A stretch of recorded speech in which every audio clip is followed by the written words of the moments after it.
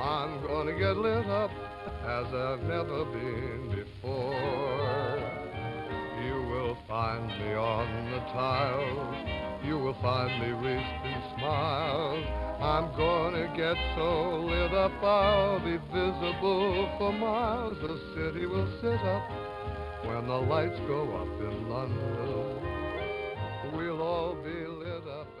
Good evening and welcome to everyone to our episode of Descendants, a series of talks that we have been hosting for Newlands House Gallery with the descendants of the 20th century's greatest artists. My name is Maya Binkin and I'm the artistic director at Newlands House Gallery, and this week we are speaking to Lucian Freud's daughter, Annie. Annie, as of course, has the added lineage of being the great-granddaughter of the eminent founder of psychoanalysis, Sigmund Freud, as well as the granddaughter of sculptor Jacob Epstein from her mother's side. Lucian Freud was born in Berlin in 1922 to a Jewish family and escaped the Nazis in 1933, settling in London's St. John's Wood, where he attended Goldsmiths College and he would graduate to become one of England's foremost portraitists. Annie was born in 1948, and she's the eldest of Freud's children, her mother being Kitty Garman, Freud's first wife. Her parents separated when she was 4, though she saw her father regularly throughout her childhood, where he painted many of her portraits. They often dined in the company of artists, including Francis Bacon and Frank Auerbach, who is the subject of our next exhibition at Newlands House Gallery. Annie has led a fiercely creative career. She was first an embroidery artist, but she began writing poetry in earnest in 1990 when she was 42. She has had various publications. 4 collections of her poetry have been published, and in 2014 she was awarded the Next Generation Poets by the Poetry Book Society. So my introduction over, I should say that Annie has encouraged people this evening to leave comments at the bottom of the screen, and should anyone want to ask any questions, we will have time at the end for any questions. So firstly, Annie, thank you so much for agreeing to join us and to participating in this series. And I guess the first thing to ask is, what was with this song, Annie? Well, it was a song that my father sang to me. During his teenage years, he was in London, and he saw the Blitz going on, and being the kind of person he was, when bombs were dropped and buildings were on fire, he'd rush there. He was fascinated by that sort of thing, and that song, "I'm Going to Get Lit Up When the Lights Go in London," was sort of very expressive of his tremendous enjoyment of pleasure and delight and being diverted and having a great time. And you've decided to do this song for us because, as people who have joined us before, they'll know that the format that we've used is we've had music as a way to sort of set the scene and to illustrate a little bit the times that these various artists were living in. But of course, we both decided that rather than have too much music, we would much rather hear from you, Annie, some of your poetry. So I thought, instead of hearing too much from me, why don't we move into your first poem that you wanted to share with our audiences this evening, and we'll carry on from there. So the first poem goes with this image that you wanted to share. So maybe explain to us a little bit first about this painting that was done by Freud, and then you can. Well, this was the view out of the back of his studio and flat on Delamere Terrace, where he was for quite a number of years. And it was so familiar to me. The whole place was actually being demolished at the time. you know, there's a story that has been repeated many times. Mhm. That, while these buildings were being demolished, you see, if you look at the lower part of the picture, there's all these very strange things, the sort of mattresses and paint pots and other bizarre objects. And it was an area of really desperate poverty, although it had been in the past rather grand. And homeless people used to come and scavenge among the debris in that backyard. And he would go down there and give people money to leave the things alone so that he could carry on with his picture. And this And, picture is important to you. well, this picture is in a sense imprinted. I know a little bit about optical theory and the way in which images are captured upside down on the back of the inside of the eye. And if there's anything that is imprinted on my eye, it's this picture.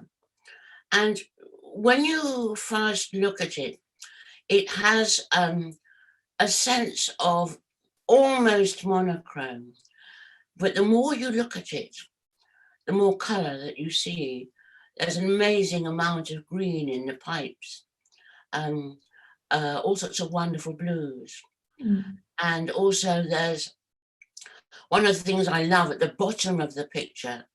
You know, if you're familiar with brick walls have a certain look on the outside, but it's often the inside that's more interesting, and you can see the mortar kind of squashed between the bricks, and I just love that. This is a picture that's not only can I not live without, I cannot live without another, and it's inescapable. And I look at the way the weather has made the metal structures on the sides of the buildings leach onto the paintwork. I think it's wonderful. And then there's that lovely open window on the right-hand side in the middle, where you might feel a lad might leap. Just adore that picture.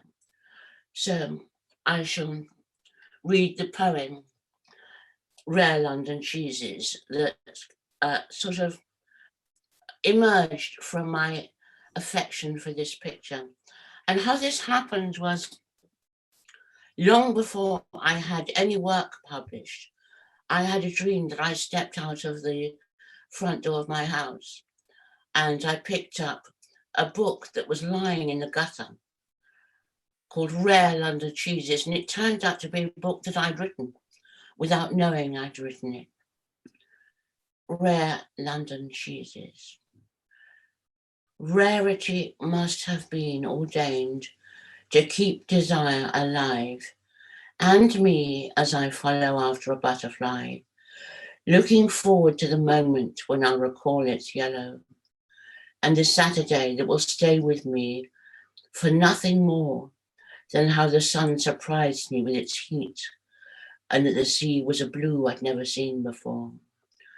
If I mention London, it's because of Delamere, the sadness in the backs of terraced houses, the chimney pots in attitudes of strife, the feathered discolorations of the render, and the way each window seems to be leading its own relentless Circassian life.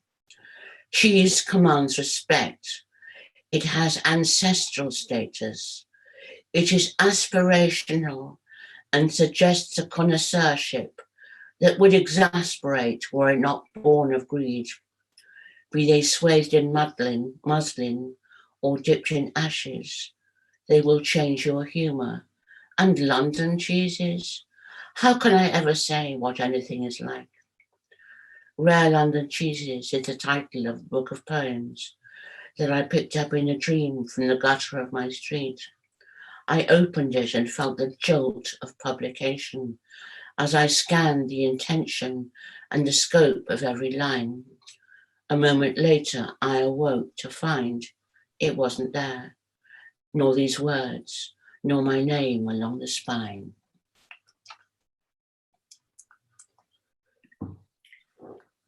Annie, you came to poetry quite late in your life. You tried your hand in other jobs. You were an embroidery artist for a while. You worked as a civil servant for a little bit. You also tried your hand in acting. You were an actor for a while, Yeah. which is very evident watching you deliver your poetry. But you really came into your own with poetry. And what is it exactly about this form of expression that you found was the right one for you? Well, I'm not sure really, but it's the way memory gives birth to memory. The moment you start actively remembering anything, other memories crowd in, almost like racehorses at the start of a race, waiting to be let loose to make the gallop, to jump the jumps. And I had wonderful tutors. I was part of an amazing community of emerging writers, and talking about writing and talking about poetry, and it sort of changed my life overnight.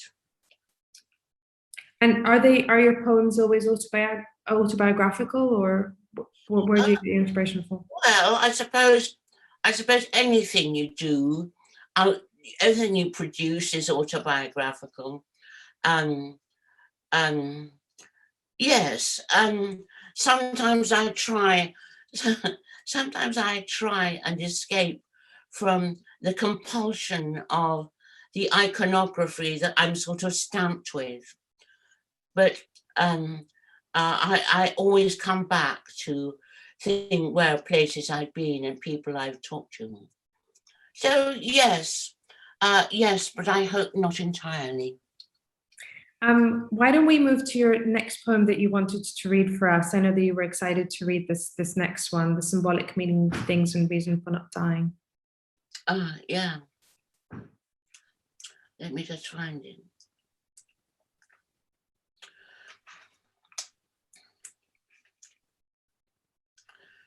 The symbolic meaning of things and reasons for not dying. Fighting the habits of my filthy mood, I stood at center point, soaked to the skin, when suddenly in the street's ecstatic fugue, I knew that it was you I had been thinking of.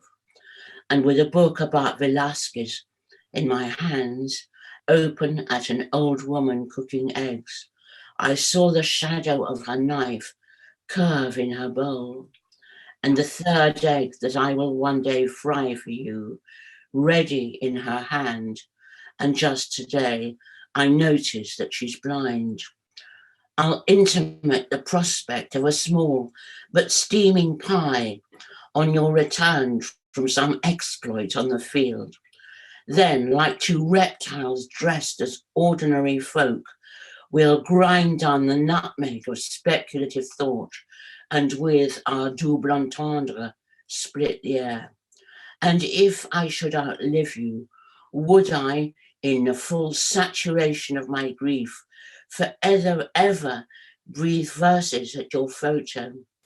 Or, in the tradition of my race, rip my libidinous negligee to shreds and stock the fridge with all your favourite snacks?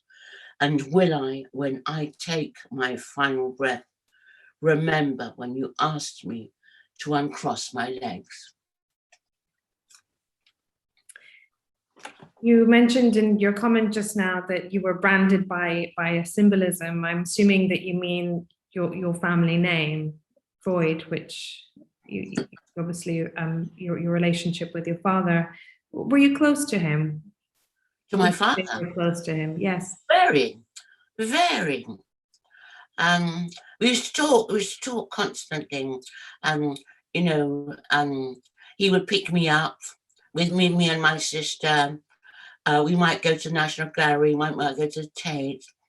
My father loved Chinese food. We would go to various extremely strange Chinese restaurants, or maybe to the Cafe Royal. And then we would go to the news theatre and watch cartoons. And he was very, very present in my life as a child. And was he your introduction to poetry? I mean, you had an incredibly bohemian upbringing with artists all around you, but they were, I guess, more visual artists. Yes, but not at all academically. His taste in poetry was formed very early by his adoration of W.H. Auden. And there's a very strange collection of poetry edited by Auden and others called The Poet's Tongue. It's a strange book because throughout the book, the authors are not acknowledged at the ends of the poems, and the book consists of all sorts of anonymous poems and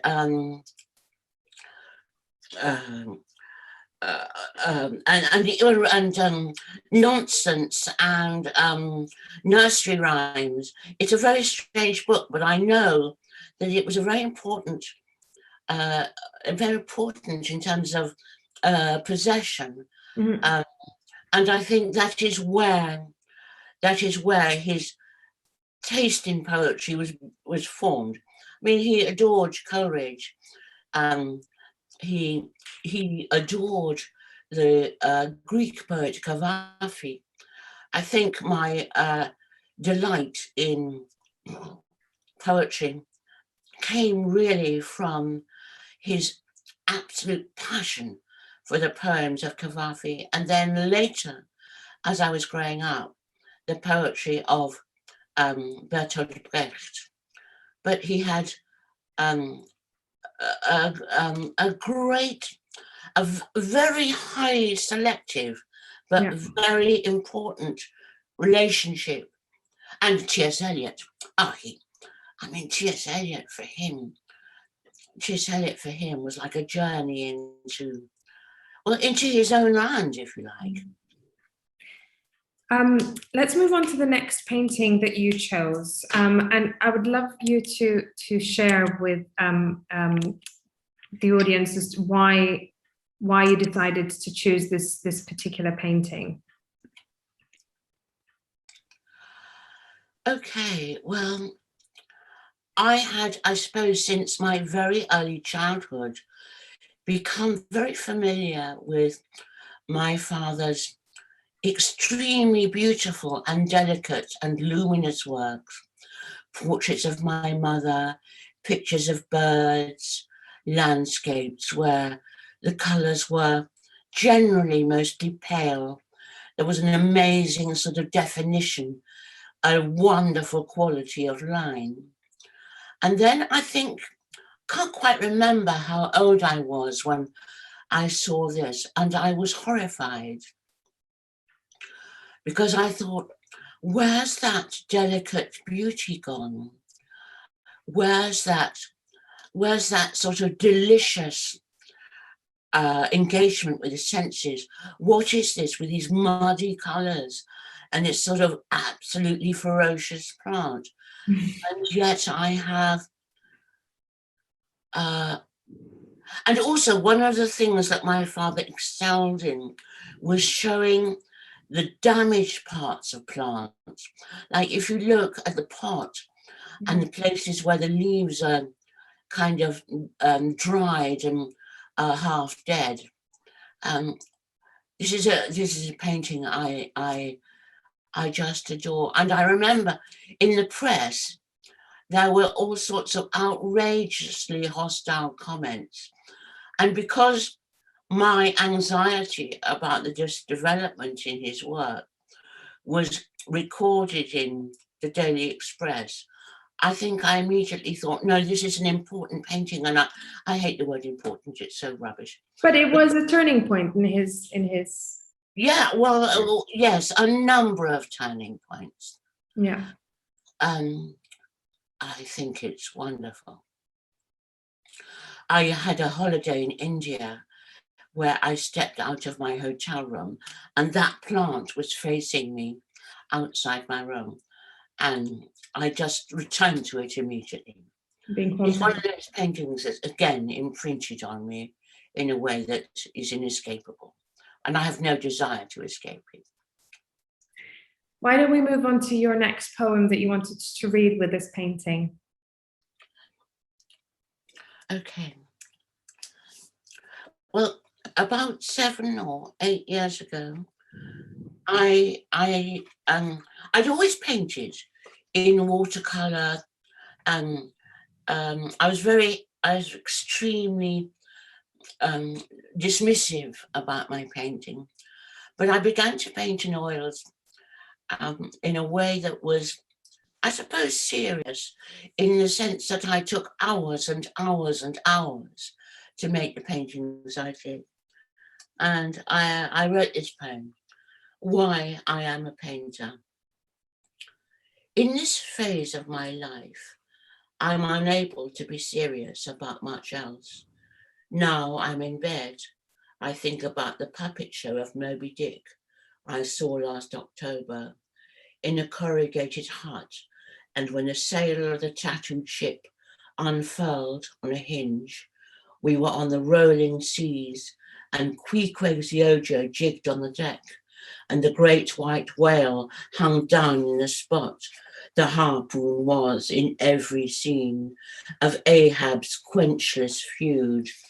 Which of these I'll keep and which not, I have yet to decide.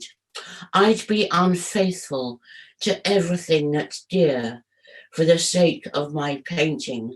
I don't even appreciate the scrambled eggs on my plate. I love the infinite pains, the near madness it takes to paint the slope of a roof, the feeling of intoxication. I love being deliberate, having accidents. I love it even when it's hopeless. Sometimes I'll say, look at that rose. Nothing could be more arresting. I must admit, it's only when the subject's already in my mind can I be asked.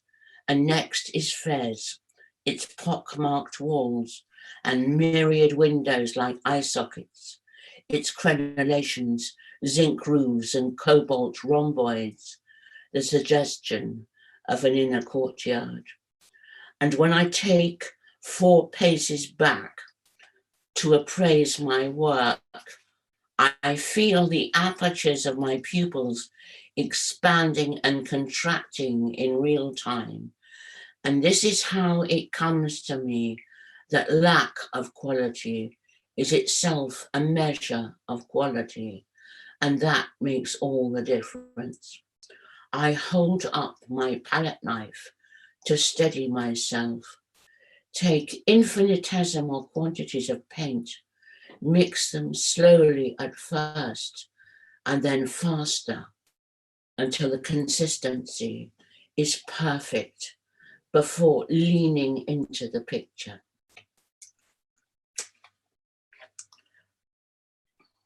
So there's a strong presence over there, of course, of the artist.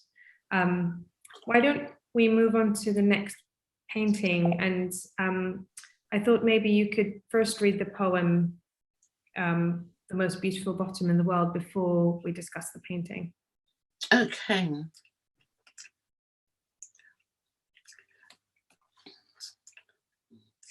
Excuse me, it always takes me a moment to find things.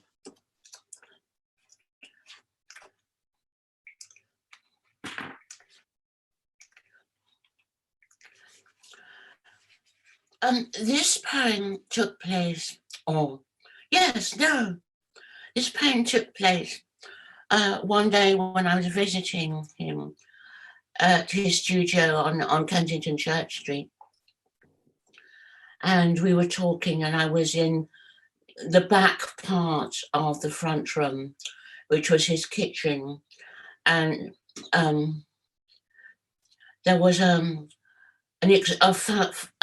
wonderful photograph by a photographer called John Riddy, whose work I greatly admire, but I didn't know anything about him then. And this is my poem. the most beautiful bottom in the world.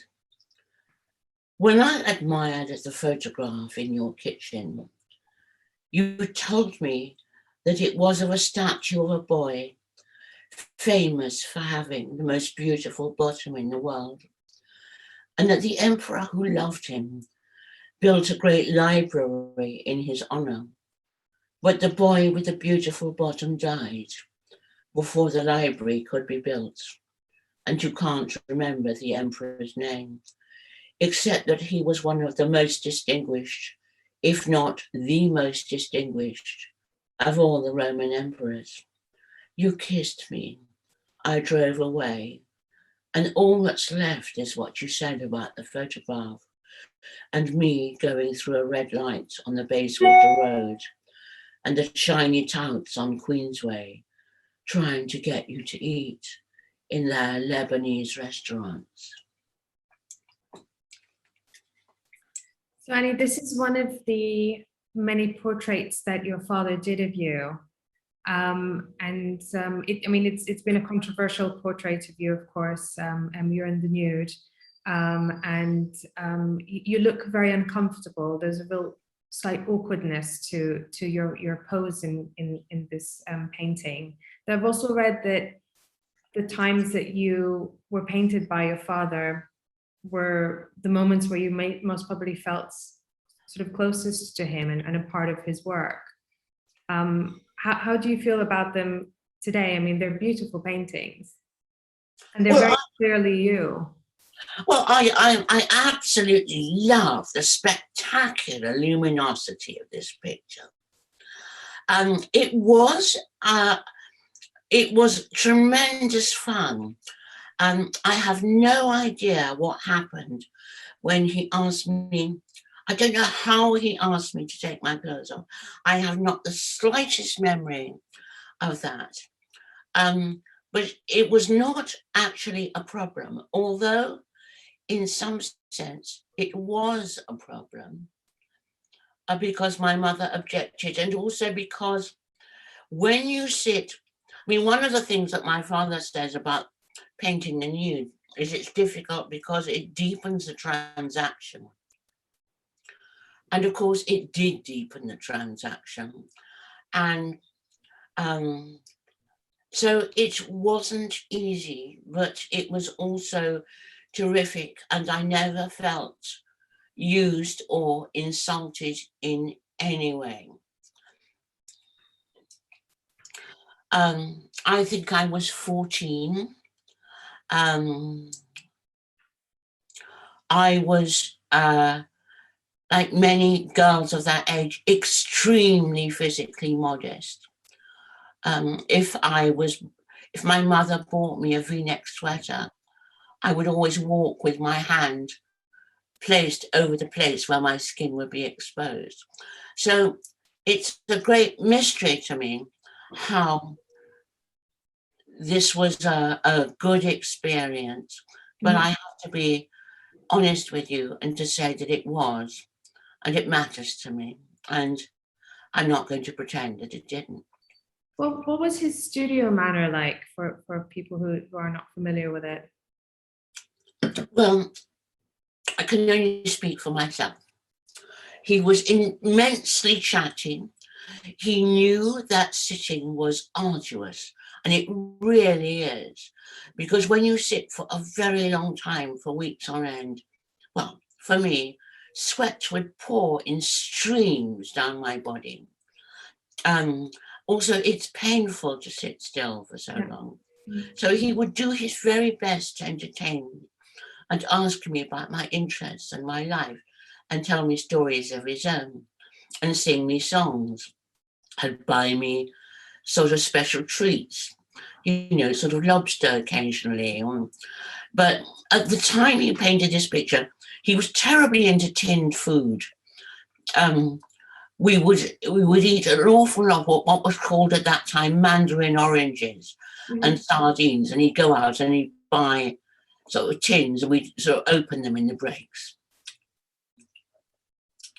When we were preparing for this, you told me that your father came to see you performing when you were acting, and he rarely missed a performance. He would come and sit again and again and again in your performances. So in a way, he also sat for you.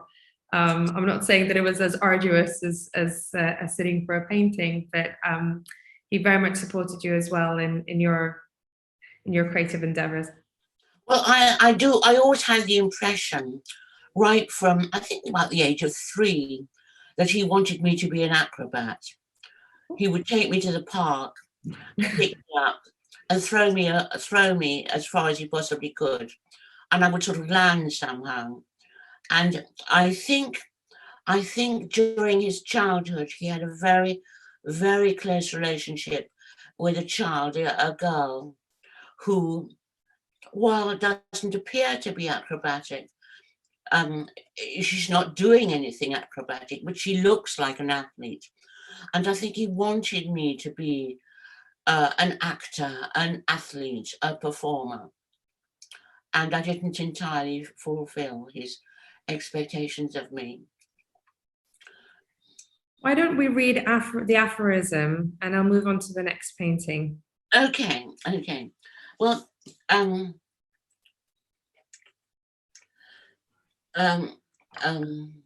my father absolutely loved aphorisms.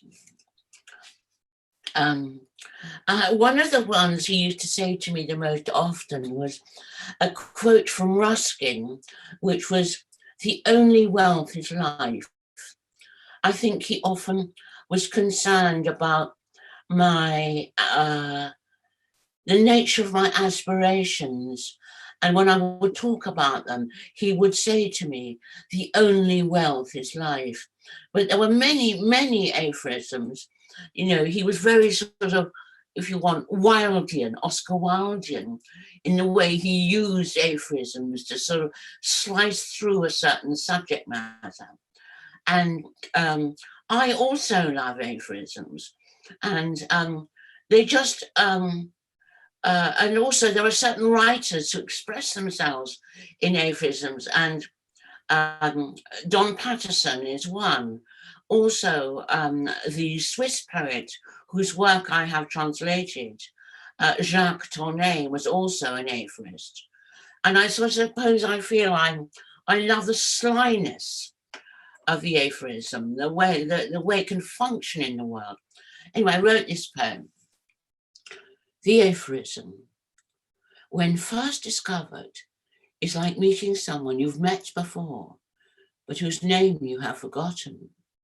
Stimulates the part of the brain known as the amygdala, coils itself twice around your neck and lets go just before it asphyxiates you, inflicts the sharp but short-lived pain that a piece of Lego deals you when stepped on in the night, appears to favor depth above breadth, creates the impression of a language practiced among elite societies, creaks like a ring pull on a can of Coke, would choose plimsolls if it could choose shoes, recalls the sensation felt when holding the miniature of a long dead person in your hand, has a low-pitched center of gravity, even at its most shallow, can be addictive, yet cloys when read in a sequence, can be flicked across a dining room like a pellet of bread, indulges you with a pair of artificial wings, affords more pleasure read than spoken, won't bend to any purpose but its own, can serve when enough is enough. So Annie, in this painting over here, you are reading, and we know that you still have the book that you were reading. Yes. Painting. Yes. Oh, wait a minute. Here it is.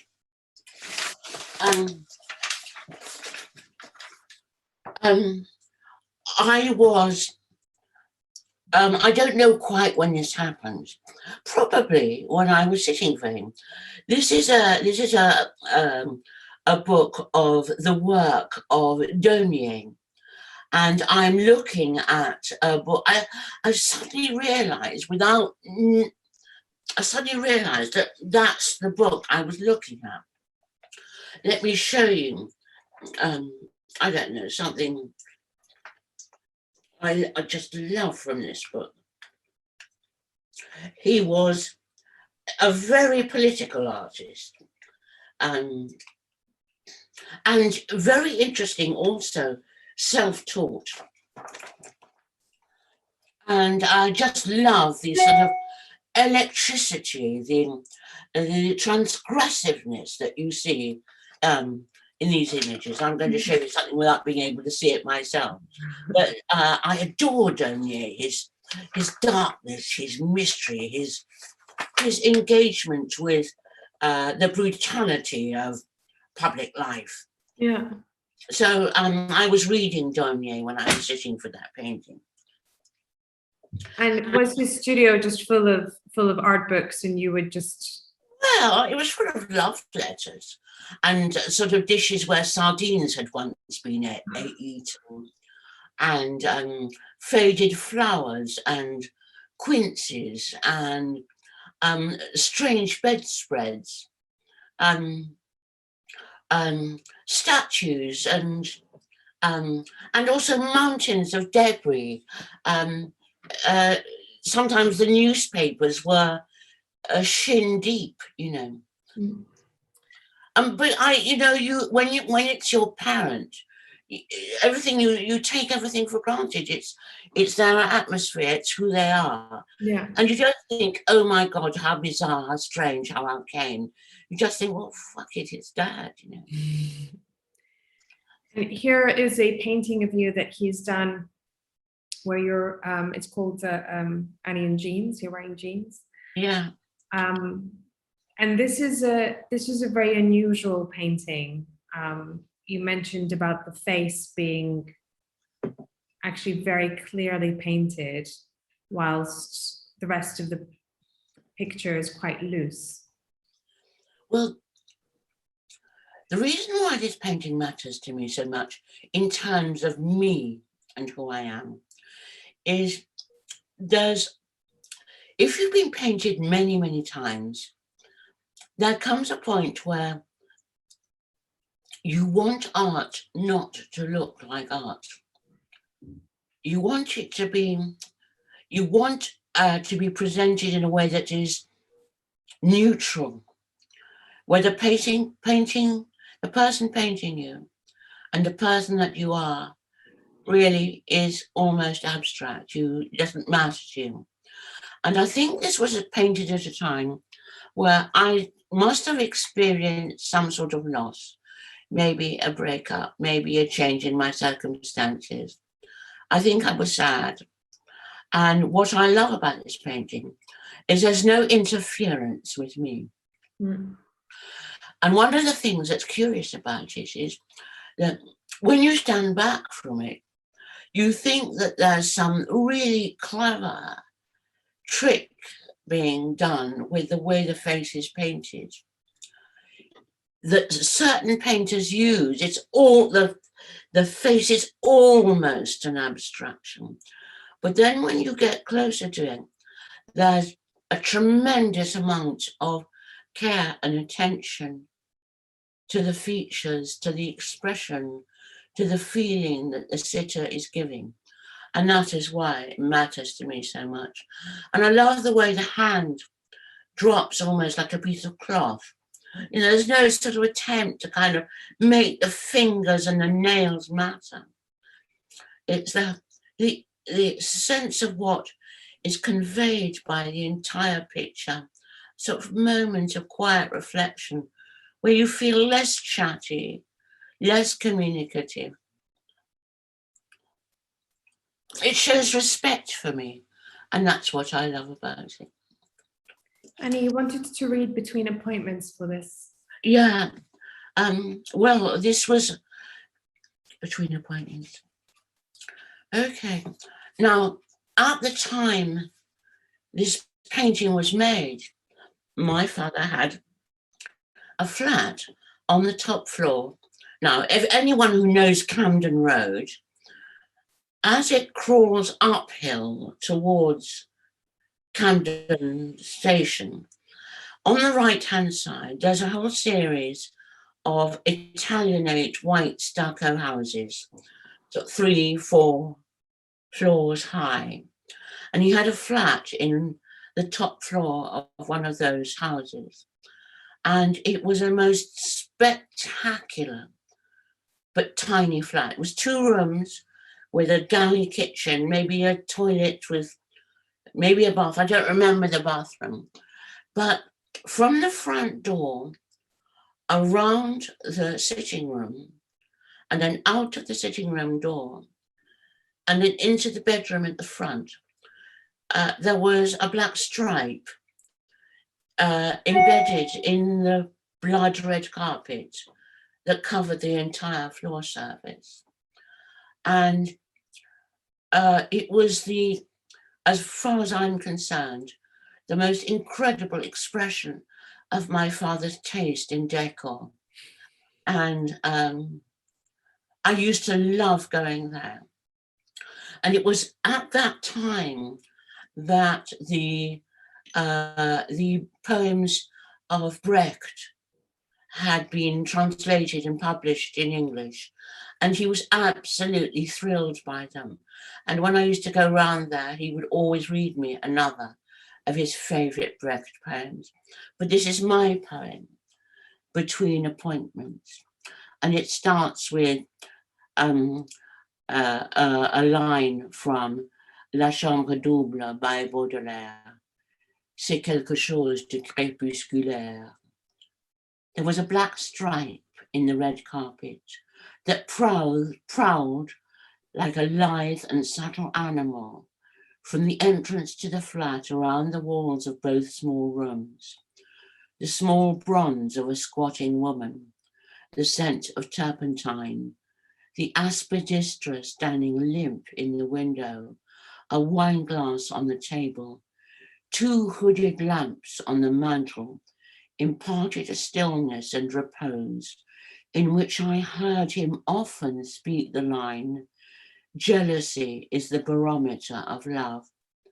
Sometimes between appointments, I find myself from Camden Road, and glancing up at those top floor windows, I see again the black stripe in the red carpet, prowling like a lithe and subtle animal round the walls of both small rooms.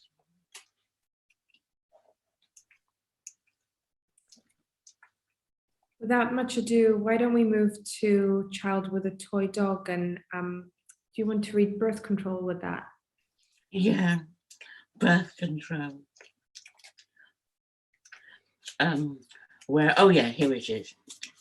This is such a tender painting. I absolutely love this painting of you. Oh, it's just so isn't beautiful. it lovely? The green, the yellow.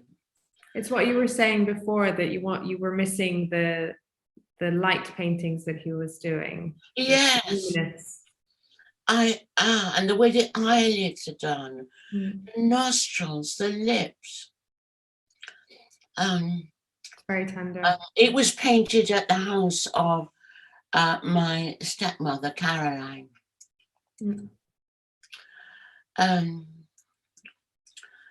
Now these are lines. I don't quite remember how these lines got spoken to me, but these were his exact words to me. We used to have these kinds of conversations in which he would sort of enunciate a very particular thought.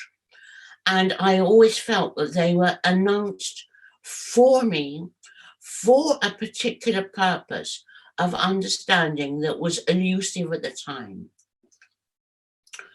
Birth control. This really ought to be simply the most marvelous thing. But aren't words strange? Birth, after all. What could be better than the beginning of a life? And control necessary for everything that life has to offer. And incidentally, one of my favorite things.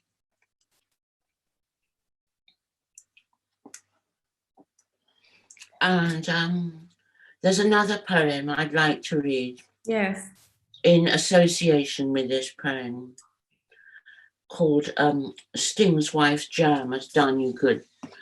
It was, again, a moment where I was visiting him and he wasn't quite ready to come downstairs. I think he was upstairs working on a model. And I spoke to his assistant, David, and he hadn't been terribly well. And just trying to find it. Oh yes, here we are. And because he was, he loved nightclubs. He would go out. He'd meet people, rock stars, blah blah blah blah blah. And I did actually meet Sting and asked him if he knew my father well, and he said no, I'm just a hanger on, which I thought was really nice. Anyway. Sting's Wife's Jam Has Done You Good.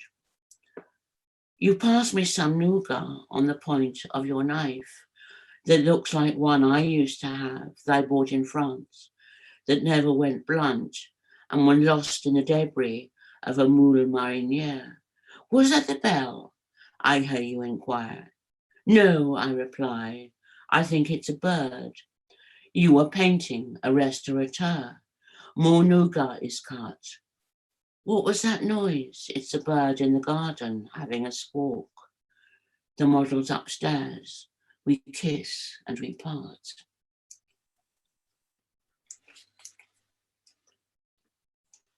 Annie, you have such an incredible way with language. It really resonates when one hears your poems that you really love language, you relish in it. How do you choose your words? Is it something that you agonize over? Is it something that sort of falls quite naturally out of you? I mean, it depends. It's different every time. I have very occasionally been given a poem by God on a bus where it's all absolutely as I want. Mm-hmm. Many poems are not like that because you don't know what you're saying until you have said it in so many different ways that you realize what you can discard. It's always different. I suppose one of the very important and most precious things, precious in the best sense, that every poem you write has different rules to offer you. And it's a question not just to do with you, what's on your mind, what's concerning you, although those things matter and you have to take them seriously. It's a question of what those words might mean in the ether, because after all, words are composed of the same language that you might buy a packet of cigarettes with or a Mars bar. So I'm slightly lost in what I was going to say, but your choice of words, just how you.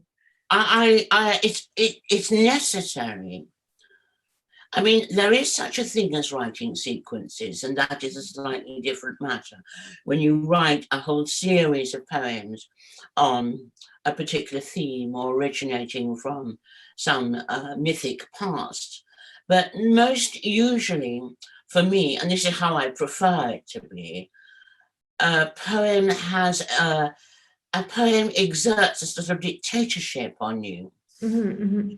It wants you to go to a certain place. It wants you to avoid certain things. It wants you to discuss boring matters.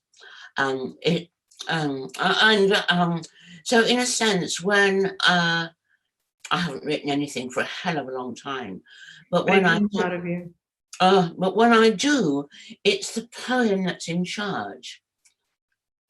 And I suppose, I mean, I've always been a person that likes to take instruction. And so in a way, when something that I've written is going well, it is in charge, and there's nothing better. Because you can be lazy and just let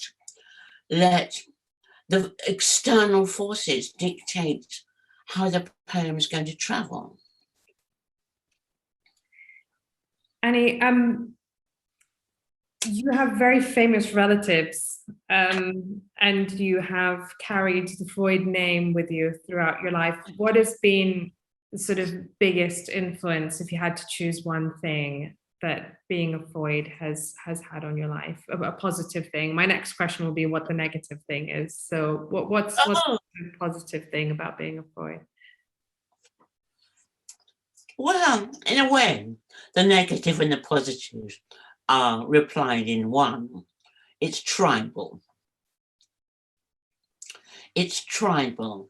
It's tough to be in a tribe, but it's also terrific. It means you can get away with certain things, and I have got away with an awful lot in my life. I believe you.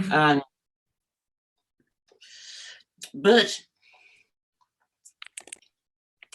in terms of, say, Sigmund, quite recently, I discovered something that he wrote about called the narcissism of small differences, which is his theory of enmity between people who share likeness. And I find a huge intellectual charge from occasionally dipping into the work of my great-grandfather. I've stopped being embarrassed about it. You have to kind of, dismiss your sort of early anxiety about your name being a big deal, and just get on with kind of earning your living and trying to do something that you enjoy and having good relationships and writing poetry. And maybe write the odd poem if you can. And how I'd like to conclude this interview is to read a poem by W.H. Auden. My father simply adored Auden. Mm-hmm. I think my father regarded Auden as a poet of tremendous courage, who encapsulated all that mattered about being contemporary, writing in a modern idiom, expressing compassion, talking about obsession, about desire. And so I'm going to end our lovely time together, and I'm talking about all of you who are listening, by reading Lay Your Sleeping Head, My Love.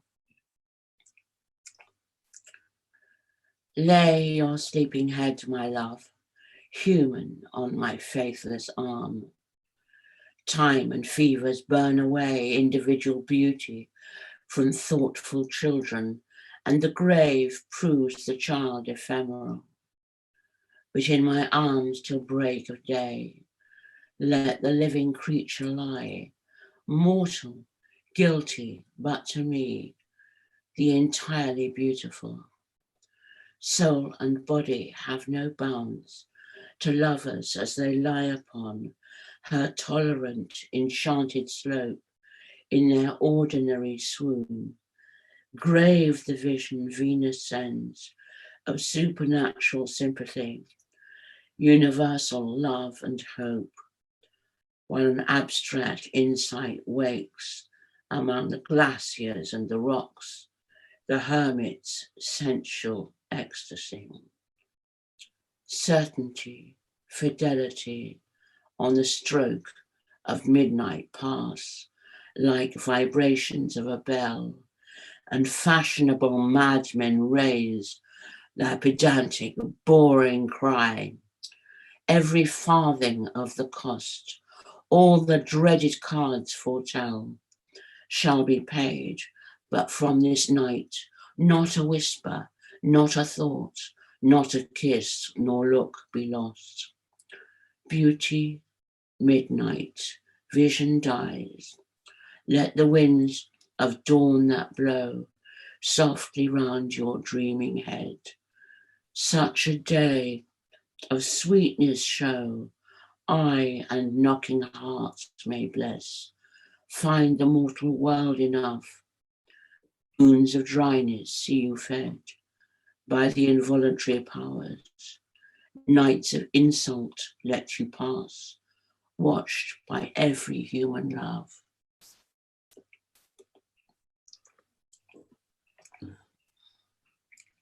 We do have one question, Annie, and if anyone else has any questions, maybe do pop them up. We have run over a little bit, but did you want to take a question or two? Yeah, cool. So we've got Claire Collinson, who's saying that I recall you saying that for a while you couldn't write a poem that didn't contain eggs. Can you say a little about the repeating images in your work and in your father's? Was there an overlap? Well, yes. I mean,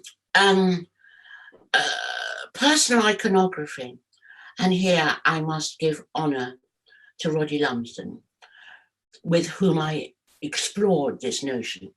Personal iconography is the things that involuntarily occupy your unconscious and to a degree your conscious mind. He talked about a poet who wrote exclusively about thoroughbred racehorses. It was her way of being herself as a writer.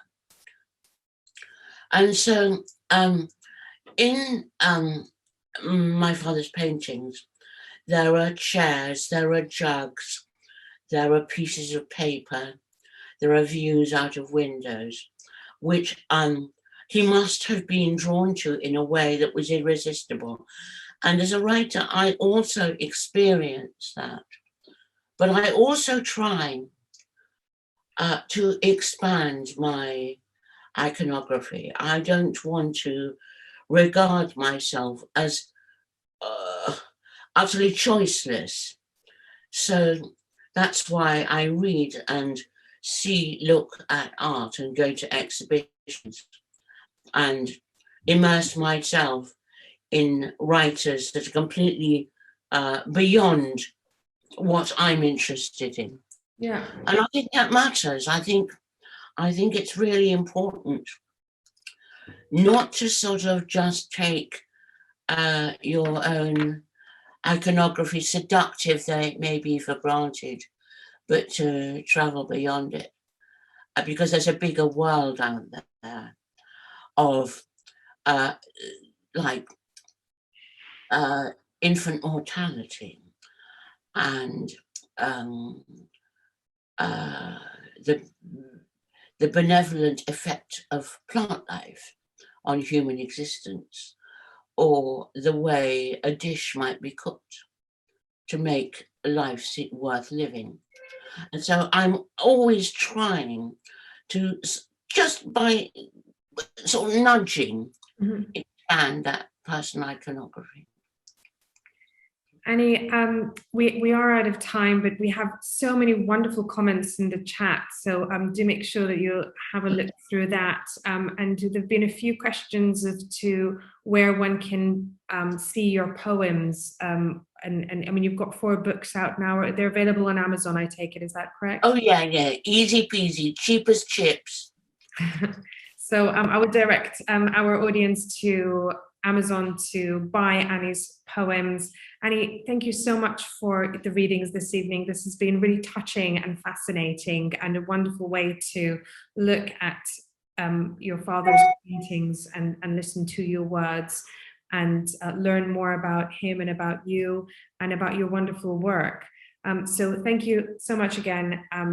Thank you, everybody, for joining us. My hope that we will see you all in Newlands House Gallery to see the Frank Auerbach exhibition, who was, of course, a good friend of Lucian Freud. And yeah, we'll see you at the next episode of Descendants. Thanks for making it so easy and comfortable for me. Oh, it's been my pleasure. Have a good evening, Annie. Yeah, you too. You too. Let the wine pour. Let the wine pour indeed. Have a good night. Good night, sweetheart. Okay, bye. On the tile, you will find me wreathed in smiles. I'm gonna get so lit up I'll be visible for miles. The city will sit up when the lights go up in London. We'll all be lit up as the Strand was